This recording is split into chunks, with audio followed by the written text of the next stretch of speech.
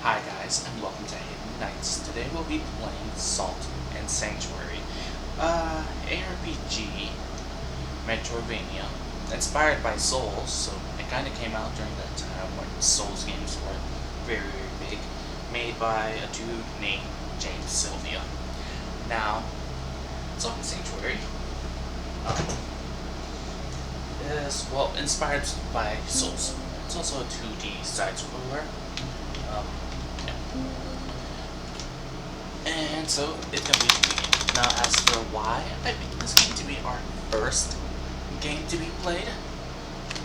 Well, simply it's because I actually enjoyed this game. Although it's been a while since I played it.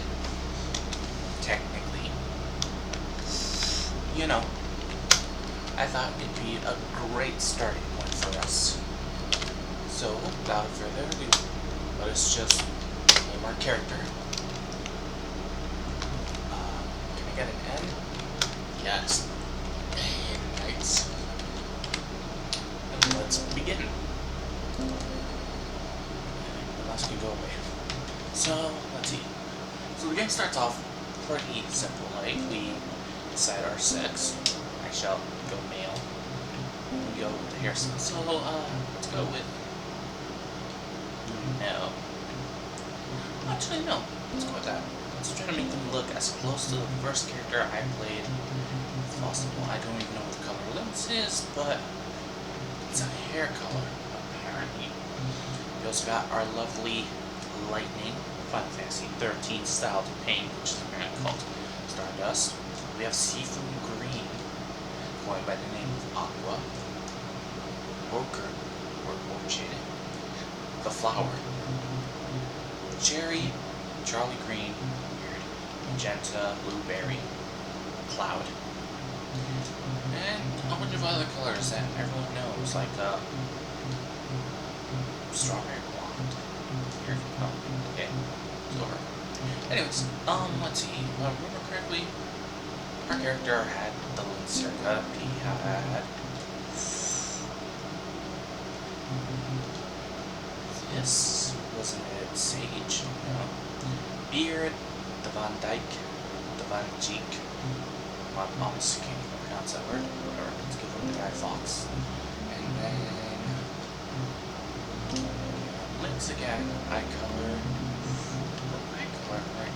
Let's give him something piercing. So that's the same thing. Now the origins is like determines some physiological traits like skin color, eyes, and a few other things. Mostly just that. Complexion and... yeah. So these are all places in the world of Salt and Sanctuary that very rarely, if ever, get expanded on. Which is unfortunate, but... nonetheless... we shall pick one. Now, some of these places do get expanded on slightly via descriptions and that sort of thing, but like... whatever. He is from Gedrin, which, from what I can see, kind of looks like a orc, dark elf thing. I mean, I say orc, but that's because you can't really see the mouth area, but... anyways, now, class-wise, I want to try and go for a Gish build, which isn't going to be easy, nor is it going to be fun. It's actually going to be really, really annoying. So, why don't we up the ante, or I mean, we could try to make, like, an Eldritch Knight style, but with the flip to Holy instead of Arcane. Actually, no. We'll play Paladin, just straight. We can play Cleric, but, like, Cleric just looks dumb. So, Knight or Paladin? Knight. No, Knight. Knight is fine. And, okay, effects. So, effects are like little trinkets, essentially. You can take one to start the game with. It's kind of like the starting item in Dark Souls. The original, I think. Or Dark Souls 2. Dark Souls 2, I can actually remember clearly. You have red shards, which are temporarily, well, small healing items. They're limited use. You do not get them back. Stone Cell Sword, basically, you can use these at the shrine in order to spawn a cell sword, and that allows someone else to join into the game, you know, on the same screen co-op. Amber Idol, this is what I'll be taking, basically allows us to make boss weapons. It's one of the items used to make weapons, and it is most commonly used to make boss weapons. Grasp It or Man, I'm fuzzy on that one, and the Crystal Sphere, also fuzzy on that one. But we will be taking the Amber Idol. Now, I just want to make sure that I'm taking the right class here. Like, is there no holy class that starts off with? There is. Fine, we will play a Paladin. Flipping on this. There, we're done. We shall venture forth before, you know, I do something even dumber and keep screwing around with character creation alone. Just dumb. It is dumb. Now we shall venture forth. Yes? No, venture forth. There. Now, let us go. This war has known war for centuries, but peace is finally preciously near. We delivered the princess to the kingdom across the sea, where a marriage alliance would save us all. Failing this mission would only plunge us to darker days. Oh, I screwed up that last line. So, their gameplay graphics are iffy, but at the time they were considered unique, pretty even. I can jump. And now let us go forward. And wow, this game is darker than I remember. Oof, darker than black. I doubt anyone will get that reference, but if someone does, pops. And that's the best I can give you. I am just a voice from a face that cannot be seen. Oh. Ow, Ow. You there, stranger. We've been boarded in the night. They'll want to kidnap Our Lady. Ow. Ransom her. Protect her, and I didn't even read the rest. And I just brutally bashed him to death. Wow. That's neat. Come on. Let's see if I can let's see if I can get a parry off.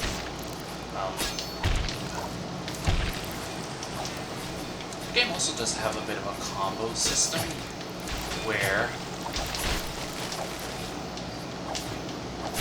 Jesus, come on. Where the more you beat someone to death, hilariously enough, the more money they're likely to drop. If I remember correctly. Could be wrong though. To be this. Okay. Can I get a parry off? Gods. Alright, continue. Apparently I can't parry for the life of me. Now, as we climb up here, we're going to encounter our first boss, which the game's going to drill into us. But this is not something you can just, you know, throw yourself headfirst into and, you know, just obliterate things like a level 20 wizard in Pathfinder. Just saying. But, nevertheless, let us go. So, this is a boss we will be fighting early, the Unspeakable Deep. We fight him later, and I think his name is Cyclopean Kraken. But, yes, this boss fight is intentionally designed to be hard to beat. Not impossible, just hard. Which is annoying. Failing this mission will surely plunge us into darker days. I awoke to the sounds of waves washing on rock, and I knew I was alive. I must find the princess. And like the priestess of Lunafreya in Final Fantasy XV, the princess will be mentioned, and yet eventually we stop caring about her existence as a whole. As the game progresses.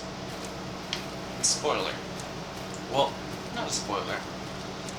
The Lunafreya was supposed to be like the Aerith 15, but like really we cared about Aerith in Final Fantasy VII. the Luna Freya, just we couldn't care, or at least I couldn't. Oh shit! I missed the dialogue. Fine here. Let's read. You're just a fleshy bit of float song, washed ashore with the rest of us. Now, I would like to remind the audience, English is not my first language. I'm sure some of you will figure out it's just an excuse to excuse the fact that I'm horrible at reading sometimes, but that's neither here nor there. You'll want shelter, you'll want sanctuary, but what is a sanctuary without faith?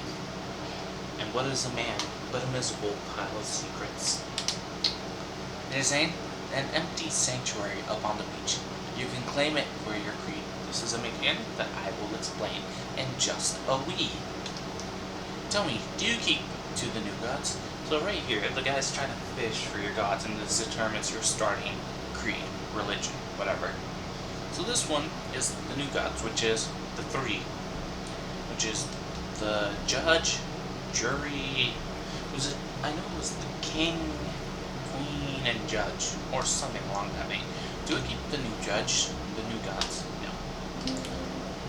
You don't keep with the new gods. Rare. So are you a pilgrim of Devara? She's the goddess of light. Your sort has been dying out for centuries, I'm afraid. No.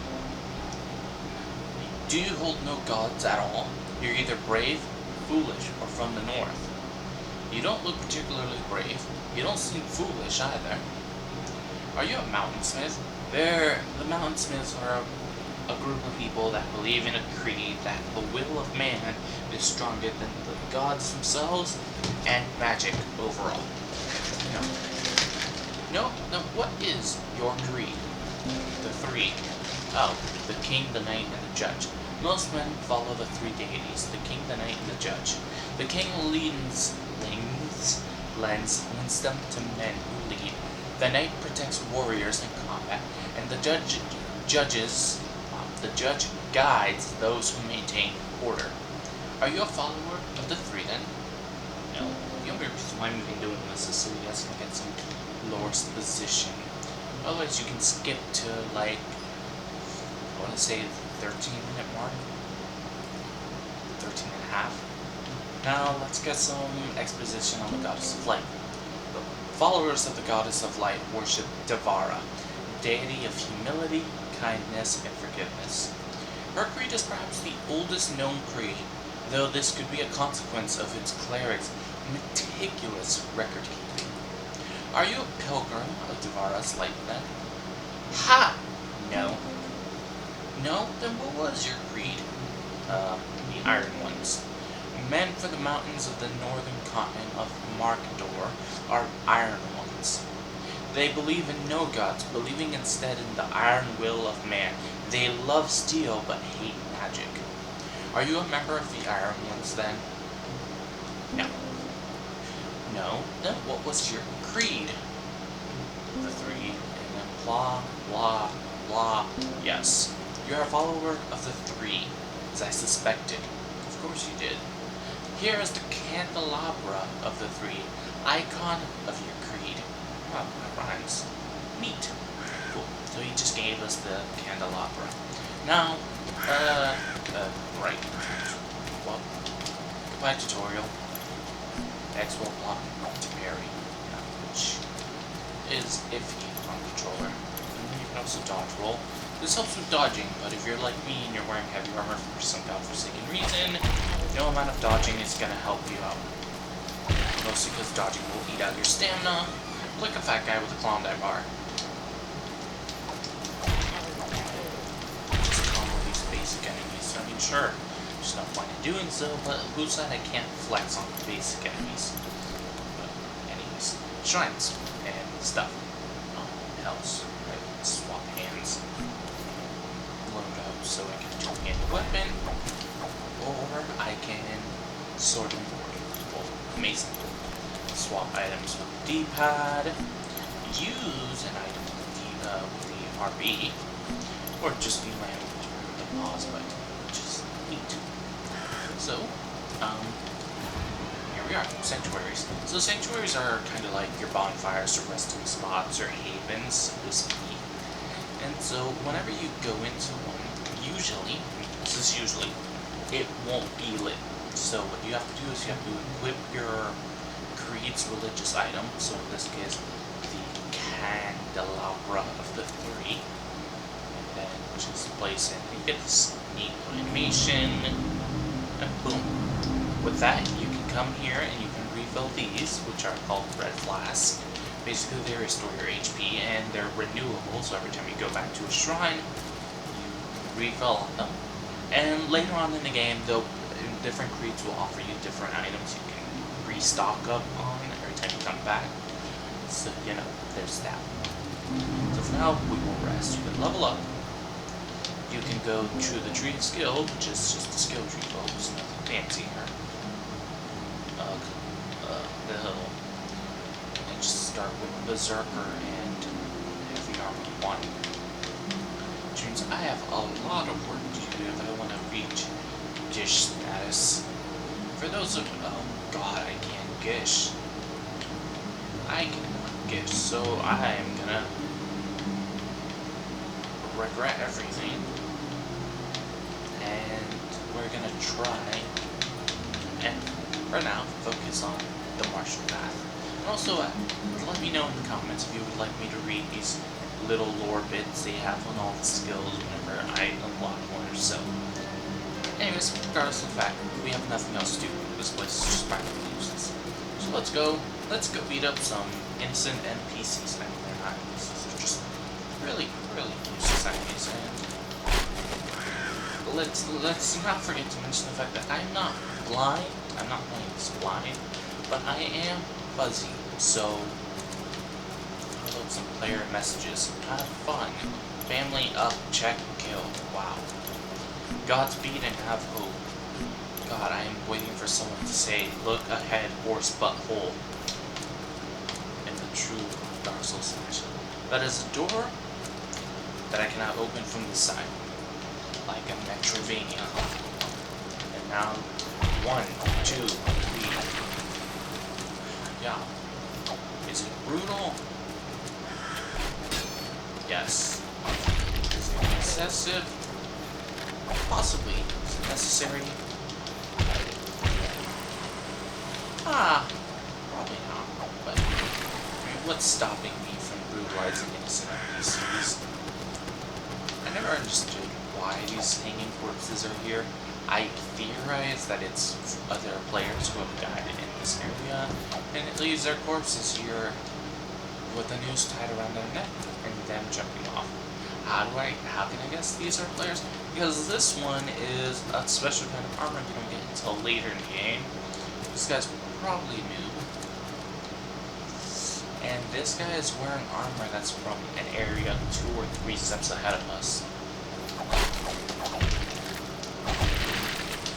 Oh, red shirts. Remember those little things I told you temporary use?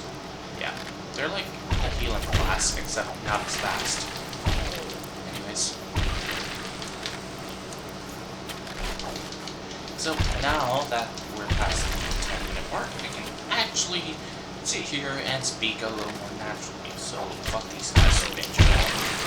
Just fuck them. Okay, and let's go. We run, jump, life goes on. Oh, yeah. Let's not make this place our first death. Please, that would be horribly embarrassing. No, what's actually more embarrassing is that A, I comboed off a ledge, and B, I really don't want to die here, like, at, like, the new levels. And here, an aspect of Metrovania is some shortcuts to guide your way, to make your way around the world just a touch faster. Nice, a torch. Torches are used to illuminate the dark. Duh. Honestly, what were you expecting? Oh, and I managed to get the hair successfully, and I brained him. Like any real man would. I have brained him and denied his life any form of existence. That is a room that is separate. So, let's see. on. You can still grab even if unblocking. That's why I cut your trainer's top half off and obliterated you into non-existence. Okay? These guys are peskies. Don't let them get you. They build up a status ailment called... I overestimated where that was going to be. They inflict the status ailment called poison, and it's not pretty. And it's also not fun. Oh, I start off the game as a knight with the ring of, well, what essentially is regeneration.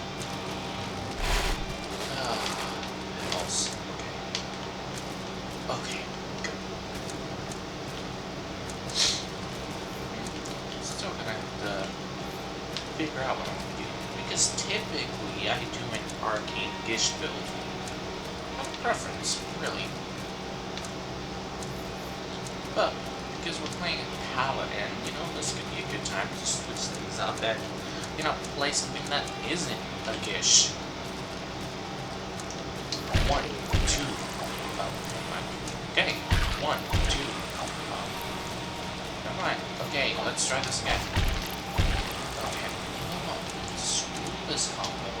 Bullshit. 1, 2, 3. Done.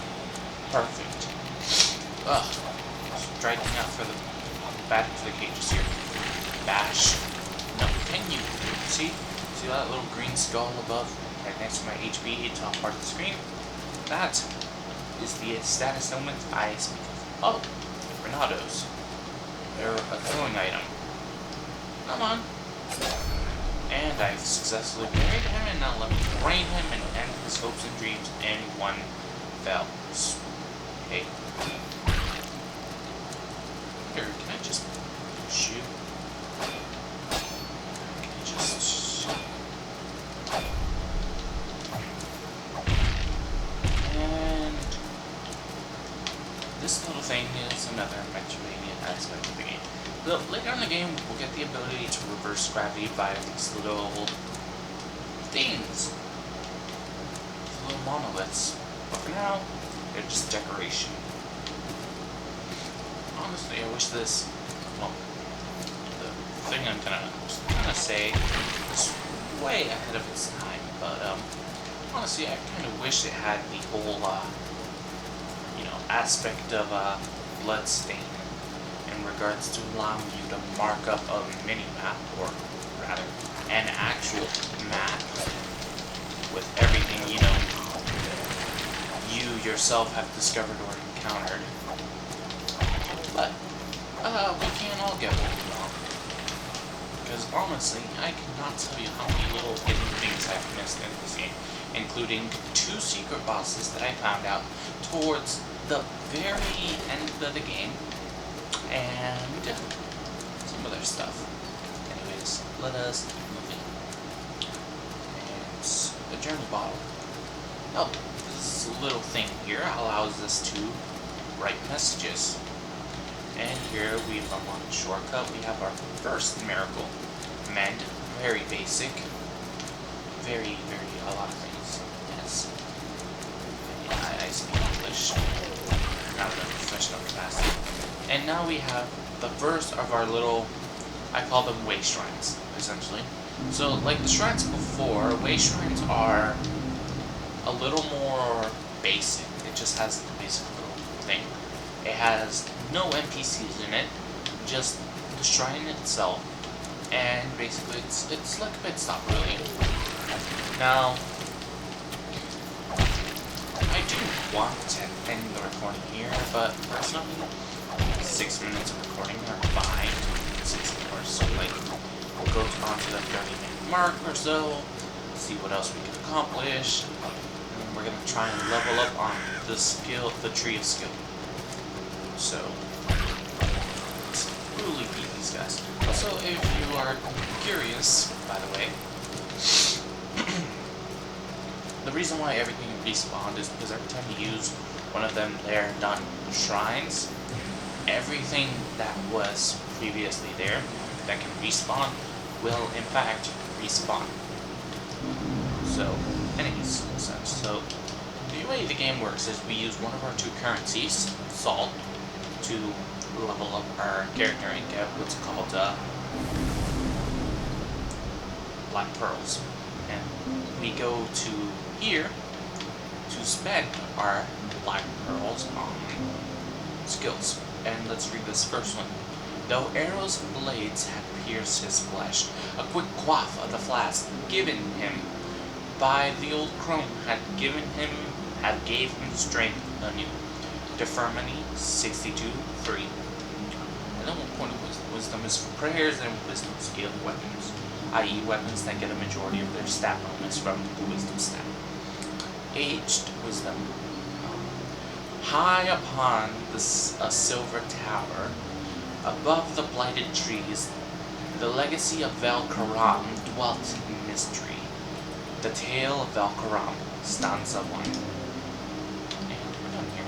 Also, if you notice, this has 3 little notes, simply because a lot of the stat boosts on this board here can be leveled up to 3 times. So even if you manage to somehow, in some hidden heaven, prick all of these things, all of these notes, and fill them up, you can fill all the stat up notes at least 2 more times. But we're done leveling up here to a skill that we literally cannot even use. I know, sad face. You know what? Let's bring out our very first NPC, Stone Cleric. Yeah, hi. I'm on prayers, but I do want to buy a blessed page, so just give me one of those. And that's our second currency, gold, which is used for, well, the obvious purpose, buying things, usually from NPCs. Now, I'm going to record this blessed page, because we can use it to give our weapon, essentially, the holy weapon buff, which lasts temporarily. Be gone, crossbow man, for you are not wanted. No, please, serve yourself up so I can annihilate you. Like a nice single serving. Although, I think I should take a point and, me personally, should take a point in, the skill that governs the use of miracles or holy magics, a bow, and possibly axes. I mean, it could be daggers. I remember one of the best daggers in the game also scaled off the wisdom stat, surprisingly enough. But that's neither here nor there. Let us move on. More bottles. Thanks. And so here, past this little gate, we will fight our very first boss. If that wasn't obvious enough. It's that guy. Right there. So let's buff up during the little intro screen, and we'll be fighting the boss, the Sovereign Knight. Oh, come on. His attack patterns are rather simple. He'll slash twice. It's nothing that we can't, strategically,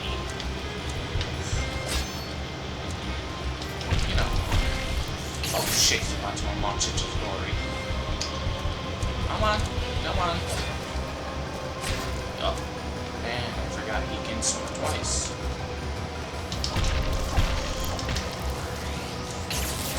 Oh, baby. And I got greedy. Don't punish me. I've already punished myself more than you ever could.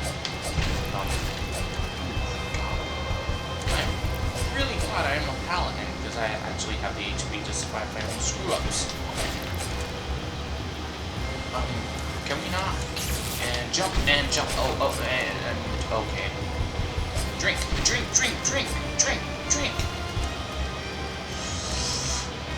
Okay. Throw the holy water. Throw it again. Get him. Skater. And there is the Sonic Knight. Demolished, devastated, obliterated, alliterated. And he's been vanquished. So we got his ashes, which is used to make his boss item.